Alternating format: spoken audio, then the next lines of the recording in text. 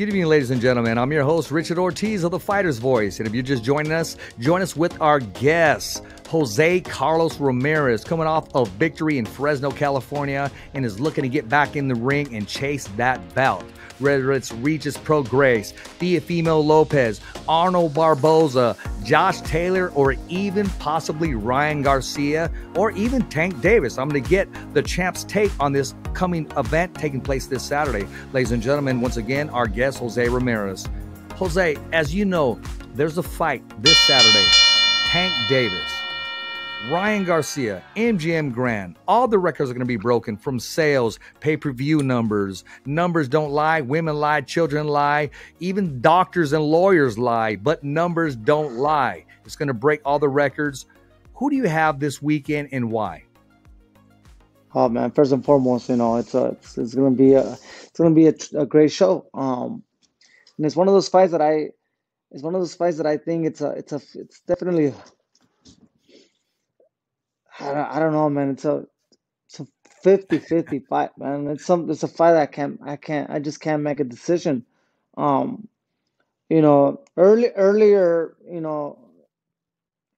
I would have said Tank Davis. But Ryan Garcia has attributes that could definitely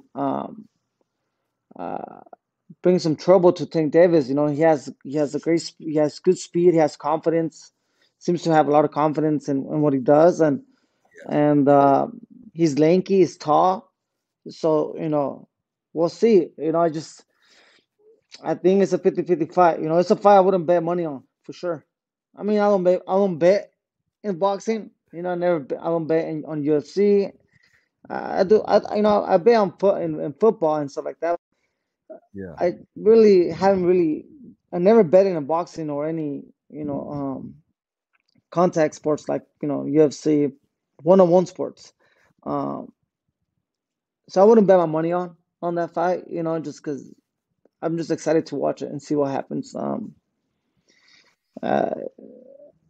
There's something inside that still tells me that the Tank has more experience, but he's also fought a lot of smaller guys, and I know he fought Barrios, and that's the only fight that makes me feel like, okay, Tank is probably ready for Ryan, more than Ryan is ready for Tank, so it's the Barrios fight that kind of makes me, keep the small edge towards Tank Davis, but I think it's a fight that that both anybody could win.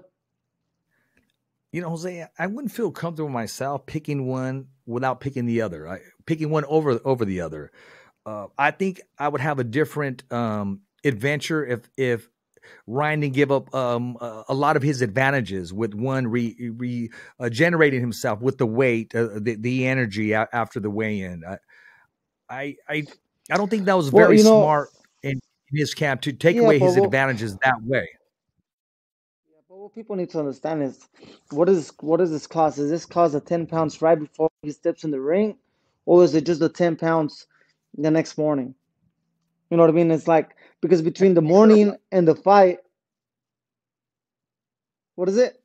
No, I said exactly, Jose. That needs to be clarified. That needs to be clarified because the IBF has a certain similar rule. When you fight for the IBF, but you weigh in first thing in the morning.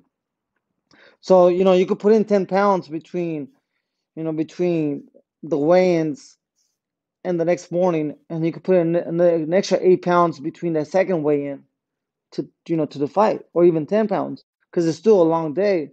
Yeah. And and to my, towards my experience, I actually go from like 140 to like 152 from the weigh-ins to the next morning, and then from there into the fight, I only gain like 3 pounds at the very most. So even if I try my best to put some extra weight, but I feel like I could gain 10 pounds and still be very comfortable. I could limit myself to 10 pounds. Only again, only if it's in the morning, if he has to weigh in the morning. Now, if he has to weigh in and only put in 10 pounds right before the fight, or when because we check our weights again once we get to to the once we report to the locker rooms 2 hours before the fight, we go up on the scale again, and that's the way you're gonna before you step in the ring. So if he gets that 10 pounds, and that becomes a lot more difficult, and that definitely gives an advantage to Tank Davis.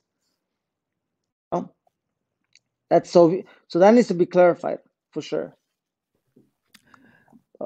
Again, it's going to be a close fight, Jose. I think my deciding factor will be either at the weigh-in or right before they walk inside of the ring. By the way,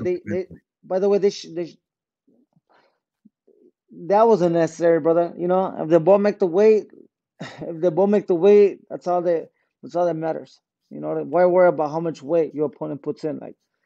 I wouldn't do that. I wouldn't do that on my opponents. I'm like, nah, man, I'm focused. Once I make my weight, I care less how much they weigh, how much they weigh afterwards.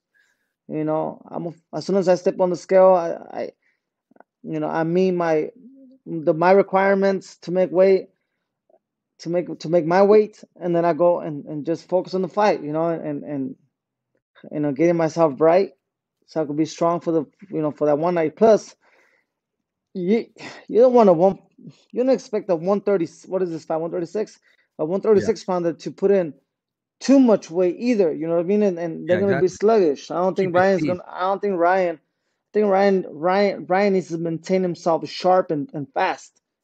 And I think his speed is what brings power, what helps him a lot. So I don't know why Tank did that. I don't know why Ryan will accept that.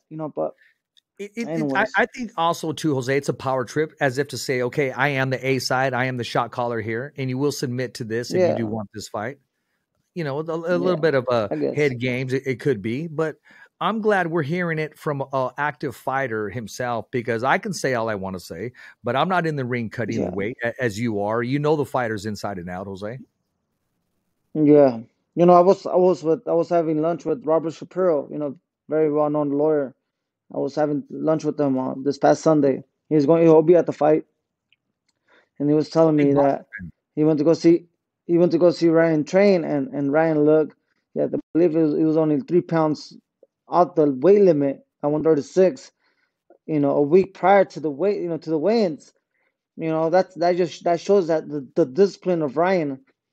But I don't see why a fighter should be, unless he's an amateur and has to fight, because if he wins, he'll fight the next day like in the amateurs. There's no reason for a fighter to be that close to weight, that far away from the weigh-ins. I think that was a smarter way for him to do it. So hopefully that doesn't. Hopefully it was because he was very disciplined in making the weight, but it's not that's not the way I would do it. And I think him losing too much of his mass too early, because in order for you to maintain yourself that light so far away from the weigh-ins is because you lost a lot of muscle, a lot of mass. It's always good to lose the last water pounds just only for that Friday, to weigh in. But hey, that's also interesting, for me to see. No, it is, and I'd like to get your outtake on this, and let everybody know. Again, I can say what I need to say. Hi, I'm Jose Ramirez. I'm Bob Arum. Hi, I'm Robert Garcia, and I'm with the Fighter's Voice. The only radio show knocking out the competition. Fighter's Voice Radio Show.